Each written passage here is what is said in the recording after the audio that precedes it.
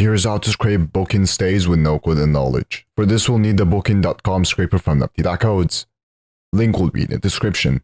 Simply just download it for your browser. Next, press stays in search. As you can see, we extracted the stays in this search. To extract more, simply scroll down. And there you go. I will do it one more time. Alternatively, you can use the auto function, which will auto-scroll for you and add the data to the list.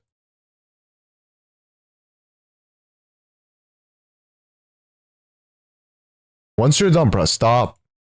Now head to the settings. Then press on Store Data. In here you can find all data is scraped. You can specify some data to delete or move to export. Now to customize this, press on Customize. Then press on Stays and Search. In here you can change the data however you want. So for example, you can uncheck some data. You can also change the order of the data. And also change the name. And also add a criteria to only scrape the products you're looking for. Once you're done, press Save. You can also find more features in the add-ons section. Now to export this, press Add to Export List. Then press Export.